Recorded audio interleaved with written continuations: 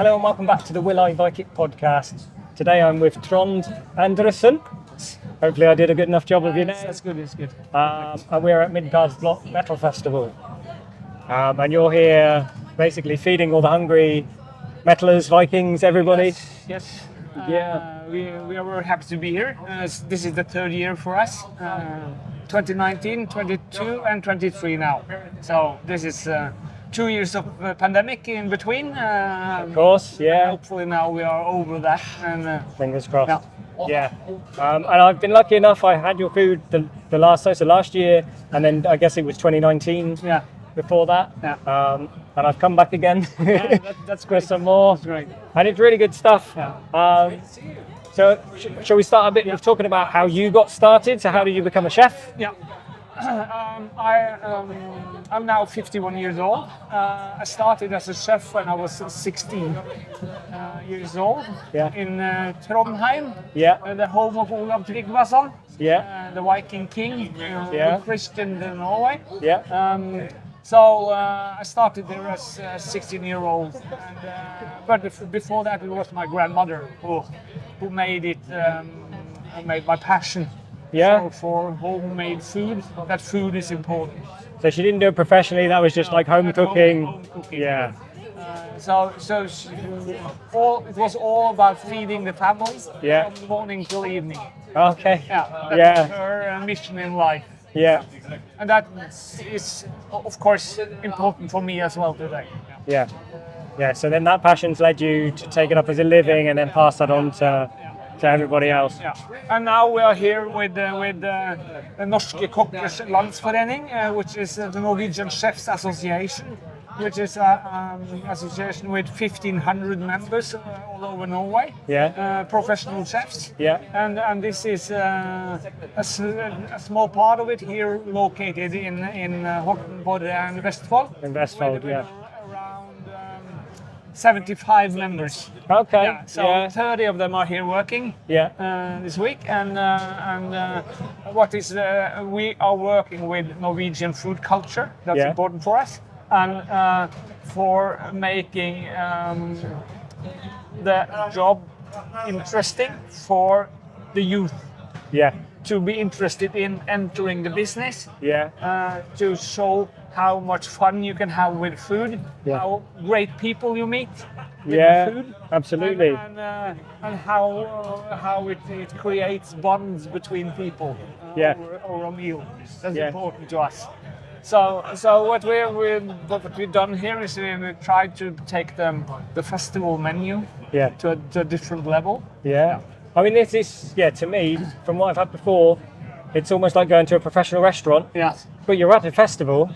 And you're not really paying any more than you would at festival level. No. But you're getting a restaurant standard. And what is great for us is that we have suppliers of local food who thinks this is a great idea. So they supply us with some of the vegetables free of charge to maybe be able to keep the prices at a reasonable level. So we have the potato producer. He has given us 300 kilos of potatoes. That's a lot. So that's why we can keep a restaurant level with the festival prices. And we try to do something else than burgers and. As I said, it's on another level. We also have a few students from culinary school with us here to see what the profession can be about, as well as working in restaurants. So this can also be a part of a profession. So the organisation itself, what other events do you do? Is that? This is the biggest event we do. So what we do else is work with schools, youth, to bring knowledge into recruiting for the business. So we also take we have courses for our members in local food, in harvesting what's in the nature for free. We pay some skilled people to come and educate us what you can eat from the forest. We in October we have the International Chef's Day, which we have an event where we cook the Norwegian fårikål. Oh, what's that? That's a Norwegian traditional dish with lamb, cabbage in layers, cooked for 3-4 hours. We eat it as a stew with potatoes. Talking about the Chef's Day. That's great. That's an international day, the same day, 20th of October, worldwide. Okay. So I'll have to remember that day. Wherever you are, there should be some chefs association who's doing something fun on that day. Okay, so it's not specific to Norway; it's everywhere. It's worldwide. Right. Okay. That's worldwide. Yeah. And we also have some of our members are very active in Chefs Without Borders. Okay. Which is an aid organization who goes to poor countries. Bring food, make food for poor people. Serve them for free. Wow. On their spare time. Yeah, and like that's the doctors. also a worldwide organization, which is a part of which the Norwegian Chefs Association is also a part of. Chefs Without Borders. Yeah. So it's a bit like the Doctors Without Borders thing. I've heard of that one, but I hadn't heard of chefs. It's the same with chefs. Yeah. So some go to Ukraine. One of our members have been 2-3 months in Ukraine now. Drove with a kitchen. Put up his kitchen, serving food for whoever needs it. Where the cities are totally bombed out. He has been cooking over open fire and served the people food. Wow. And went back home to Norway again. That's incredible. Made some more money working here and went back. Wow. So that's we amazing. Have all of our members are extremely important for them to make sure that it's not all about money. It's also about taking care of people, friends, family, people who need something extra. Which because the society is different and the industry makes in periods shitloads of money. And we want to give something back. Okay. So we probably talk a bit about. I mean, I don't know. Is it yourself that comes up with the menu for Midgardsblot, or is that a team? It's a team. So this is based a little bit on history now from the 2019 where we did this for the first time. So we have adjusted. We have kept some the brisket, the cattle has been the same dish. This is the third year, no change in the recipes. Okay. The rest we have changed a little bit, but we have a chef Sveinung who is standing over there. Is taking a part, and everyone is taking part in giving their opinions, with ideas. And we also talk to Midgard. The producer of the festival, and what if there's something they want to have on the menu. So basically, it's we have 4 or 5 chefs who have taken part in planning the menu into detail. So it's good. It's fun. We hope the flavors are good and as I say, the stuff I've had before has been top notch. It's good. I mean, I haven't tried any of the other traders since we've come. So new for this year is the confit duck leg, which is locally produced from a farmer that's less than 15 kilometers away from here. It's, so almost 90% of the ingredients are locally produced within 30 minutes by car from here. That's really interesting because as well as trying to help people, so you're educating people, you're bringing them into the business, you're helping people in countries like Ukraine, and at the same time you're still keeping it local as much as you can. Because it's important for us as well to be thinking of the social, economical issue with keeping employees, keeping workplaces in the local area. So it's more sustainable in all ways Yeah. all angles is more sustainable to use local ingredients. Yeah, it's a lot of different angles to have to cover at the same time. Yeah, it's quite impressive that you managed to do it. Yeah, and you know, in this area where we live is Vestfold County is the biggest vegetable producing county in Norway. Okay. In amount of in speaking of thousands of tons of vegetables, it's the biggest county of Norway. And then I think early on you were saying about growing up in an area that was sort of previously a Viking area, if you like. As we're at Midgardsblot. Of course. Does that influence your food in some way? Because for example, the bread we are serving, we use caraway seeds, which is an old Viking spice which grows also wild in this area from the Viking time. Yeah. So that is, and of course we try to. We have seafood on the menu now, salmon, because this area was important for the Vikings because of the sea. And probably the area where we are now standing was in the Viking period, below the sea line. Yeah. So fish, seafood, along with local vegetables, was important for the Viking period in this area. Yeah, because I think like the sort of woodland and stuff down to the sea, I think that's all fairly new, isn't it? It's all just coastline. Previous to that, you know, if you stood on the mountains, you'd be able to see the sea.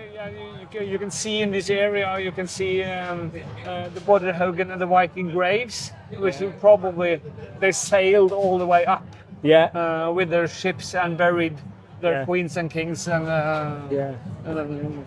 in this area, and we can see the farm which produced the potatoes and the lettuce. In their farm, in the middle of their yard, there is a stone brick that comes up from the field. And 2 years ago they discovered they call it helleristning.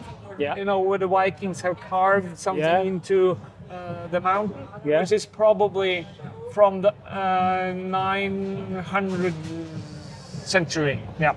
So that it was carved in a boat with hunters. Okay. So and that is maybe 15 kilometers away from the coastline today. And that's where they grow their potatoes and lettuce, which would be very exotic for a Viking.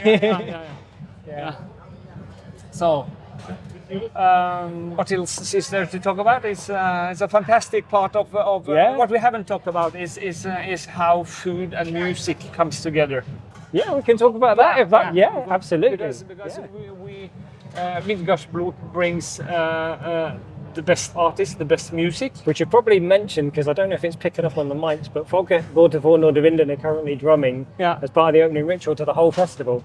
But you probably pick up a little bit of drumming in the background. That's who it is. Food and music together makes happy people. Yes. Good music, good food, the better. Good drink. But what more do you need? What more do we need? Absolutely. Happy people. So, So, is there a chance for me to try some of your food today? You can choose whatever you want from the menu. I mean, what would you go for? What would you recommend me to? I would. You probably have tried the brisket before. I have had the brisket. So I would try to go for the salmon or the confit duck. Okay. I think you said the duck was the newest one, right? Shall we go for the duck? Yeah. We'll cut here, we'll come back, and I'll be eating food. I think this might be a first, actually, because generally I come prepared and I give some food to the guests. And we share some food. But this might be the first time where a guest has brought the food to me, I think. I'll tell. This is a confit duck leg. From a local producer. It's some barley, which is also up in Viking.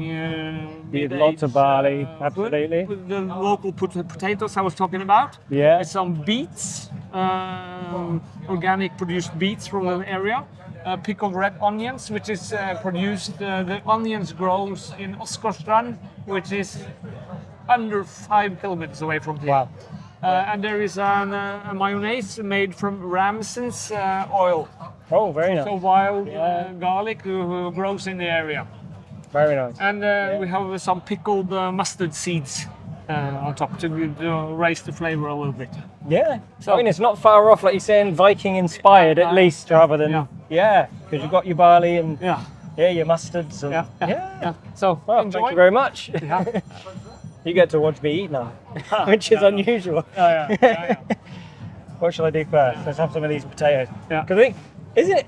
Someone told me it was illegal to import potatoes to Norway. Yeah, it is. Yeah, it We is. cannot import potatoes to Norway because we are afraid of bringing diseases into Like the blight. soil. Yeah, because potatoes have a lot of disease from the soil, and it can be catastrophic if we bring the bacteria into the soil.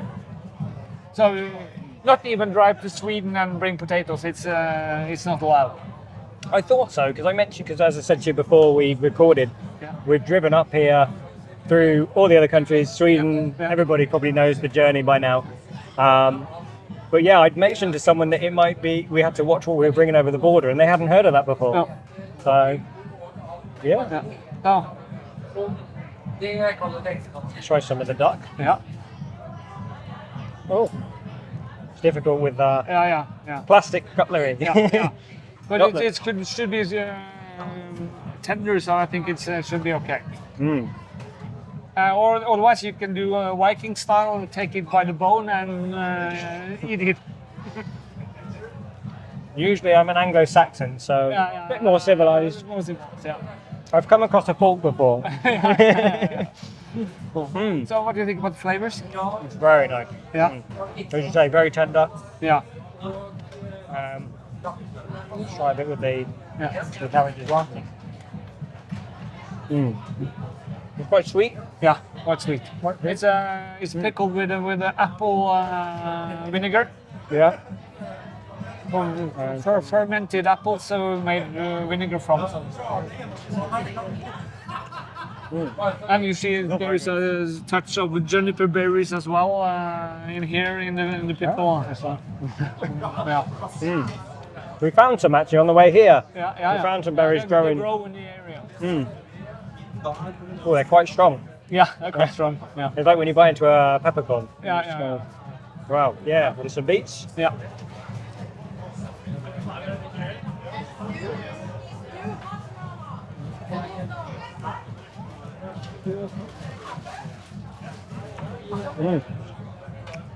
Oh, it's all fantastic. Yeah. Glad to hear. As I expected. Yeah. They said the reason I contacted you was I was well aware of the association and the food. Yeah. I didn't know as much of the history as you've gone through, Right. so that's really good to know. Very ethical. Yeah. Very ethical place to eat at a festival. Which I guess goes back, like you said, to the ideals of the festival creators as well. Yeah. Which is why they get you back. Yeah, because what you see if you go to big music festivals here in Norway, they all are serving the same food in general. It's burgers, it's Asian spring rolls, it's Thai food. It's they try to give some of the Norwegian culture into the festivals. So was it I don't know if you said actually, was it the festival that contacted you originally, or? It was one of our members, Therese, who has some friends in the Midgardsblot production, and they asked if we wanted to do something here. So we just jumped on it. Thought this will be fun to do, and here we are on the third year. Yeah. No, it's always. I think it was announced quite late this year. Yeah. And I was watching before I emailed you. I was kind of waiting, and I was thinking, are they going to be there? We were a little bit late with we were awaiting the video you probably have seen on the Facebook official community site. Yeah. We made a video from last year, so we were waiting from the photographer to finish the video to push it out. It's funny actually because the amount of people that have come to try and sit with us whilst we're eating, whilst I'm eating. And interestingly, so last year I met someone who I was just talking to before I came to talk to you. Yeah. And I met him just sat, can I sit here and eat? And we just sat and chatted and ate, and you just make friends around food. Yeah.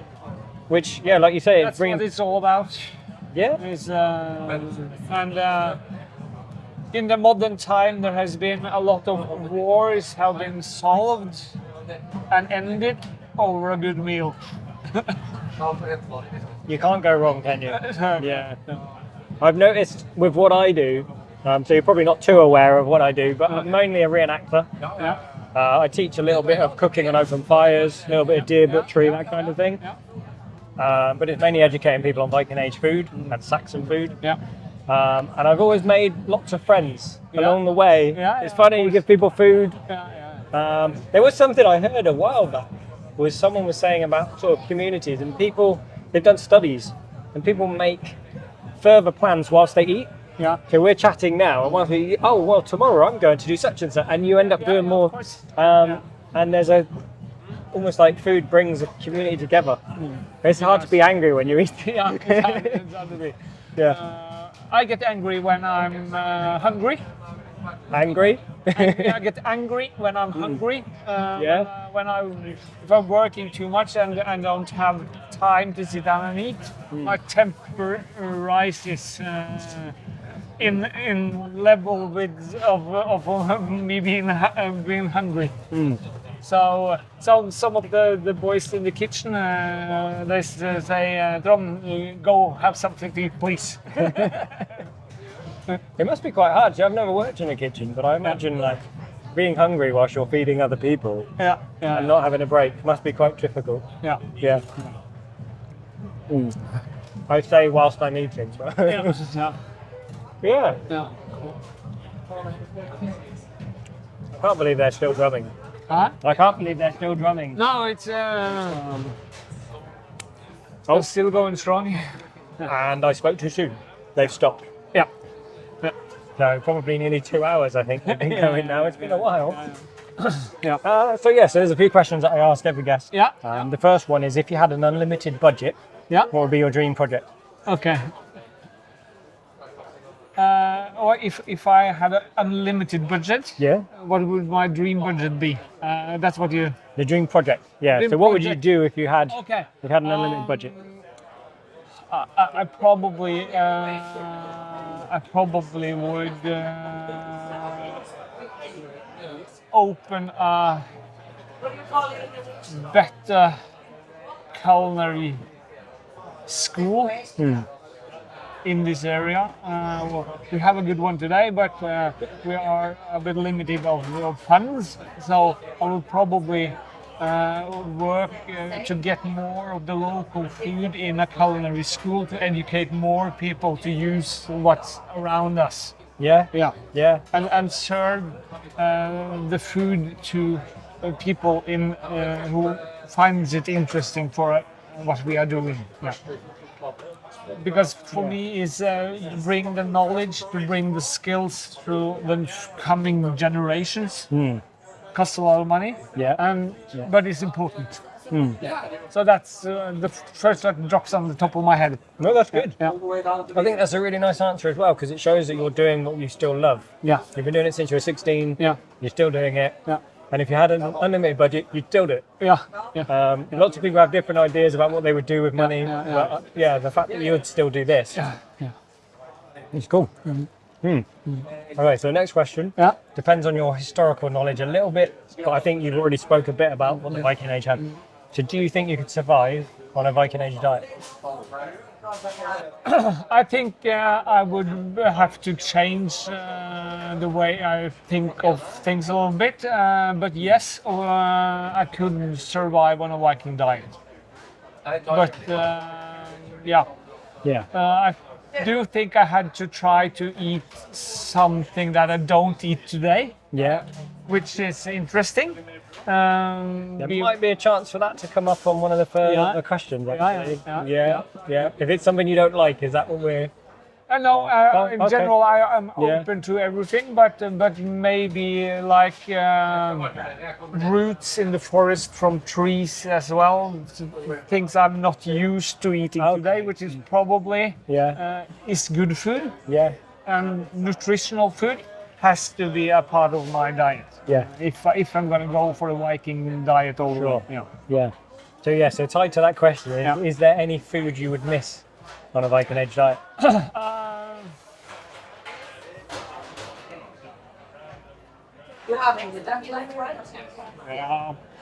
Probably what I will miss is what they did not have the possibility to make at that time is the powerful gravies that comes with some food. Made of cream, stocks, vegetables, which is, I don't know, maybe they did it, but as far as I know, they did not make the type of red wine sauce, the gravy which the modern cuisine today making. That's probably what I would miss the most, because it lifts the flavors a little bit. Yeah, no, excellent. So there's the next question is actually quite a new one. I've only asked it on the last couple of episodes. Yeah. Slightly odd one. Oh, phone's going to go over. So what's the weirdest thing in your kitchen?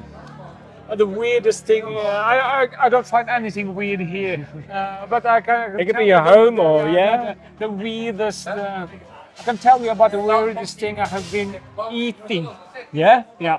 Okay. There are two things. That is, some people call me crazy because I have tasted it. In this area, we have an intruder in our environment, which is a brown snail. Okay. Yeah. It's eating up all the vegetables. It's eating up. If you have cabbage in your garden, the next day half is gone because they eat it. Okay. And I have tried to eat them. I tried to eat them. And, I cooked them the French style way with red wine and what you do with French snails, and it tasted good. Yeah. But it was a bit weird in my head when I tried. And then the other thing is in the ocean of Norway, we have a small pink eel. Yeah. Which is called slime eel. Ooh. Which is eating the intestines of the fish. Oh. Yeah. So it drills hole through the stomach of the fish, and it eats up the fish from the inside. Oh. And in Asia, they eat this deep fried as a snack. So I had to try it. But it looks horrible. When it's alive, it looks horrible. But it tasted like salty, dry, fishy, strange thing. Yeah. But with my eyes covered, it's okay. Yeah. Mind over matter. Overthink it sometimes. If I had to eat it to survive, I would. Yeah. Okay. Perfect. What's the worst thing you've ever eaten? Yeah. The worst thing I ever eaten, which was I think the worst thing I've ever eaten was in a restaurant in Oslo. I shall not say the name of the restaurant, but it was some kind of shark meat. Yeah. Which was fermented, like Icelandic. I'm familiar with that one. And it tasted like ammoniac. It was horrible. I couldn't eat it. I tasted, but I could not eat it. Was it like they do in Iceland, where you just get a little cube, or was it like a steak? Or? It was slices of something that looked like a fillet. Okay. Yeah. Because often, like, I've had it, and it's always little tiny cubes, and that's bad enough. Yeah. But a whole, Yeah. Okay. The next question is, what's the most memorable meal you've ever had? The most memorable meal I ever had, I think I have to say, with my wife when we drove through Italy and France. We have been eating a lot of good food all over North Italy down to the coastline, and we entered the border of France. We stopped and we craved for a pizza. But we craved for something salty. Yeah. So we got a pizza with anchovies, salty anchovies, and olives only. Oh. And that is the location, being with my wife, the weather, everything was perfect, and it was good. But I also have if I can say one more. Yeah, absolutely. 2 years ago, I was in the northern part of Norway, in Sortland. On a small restaurant called Kvitnes. Yeah. We got served 24 dishes, Wow. servings, Yeah. in one evening, and every single thing was produced on the farm. And the chef, he was so skilled. He made amazing food out of nothing. Yeah. Yeah. It was incredible. Yeah. And here, I have to tell you this if you have time. Yeah, because sure. he had an incredible sauce with halibut. Yeah. He cooked a halibut almost like the Viking style, in a fire pit, covered with sand and hole. And then he made a sauce, and the sauce was so fantastic. And I asked him the recipe for this sauce. Can you give it? And he looked at me and said, "Are you sure you want to know?" Okay. So yes, I want to know. And what he said, he took mackerel, fresh mackerel, in a blender with the intestines and everything, and made a puree. Okay. Added 5% of salt, Yeah. put it in a bucket, left it in the boathouse for 6 months. So this is like the Roman garum. Yeah, or the Asian fish sauce, fermented fish sauce style, made of mackerel up north in Norway. But it tastes good. Yeah, it tasted fantastic. Wow. Okay. Yeah. So that was probably here in Norway the most incredible meal I ever had. Yeah, sounds interesting. At least. Yeah. So last question. A little bit of a Viking side to this one. So it's that you've died. Your family and friends are preparing your grave goods. What food and drink do you get to take to feast in Valhalla? I think I would have to bring salted and cooked lamb meat, which is a traditional Norwegian dish which I have eaten from. I was been able to eat the food myself from my mother, from my grandmother, from my wife makes it. It's this salted cooked lamb leg with pureed Swedes, the root cabbage, with a sweet and sour onion sauce. Oh, which is Norwegian traditional food, which is amazing. Sounds good. Yeah. Yeah. That's. What would you wash it down with? Anything particular? Favorite tipple? A good beer, maybe. Yeah. Good beer. Yeah, I think so.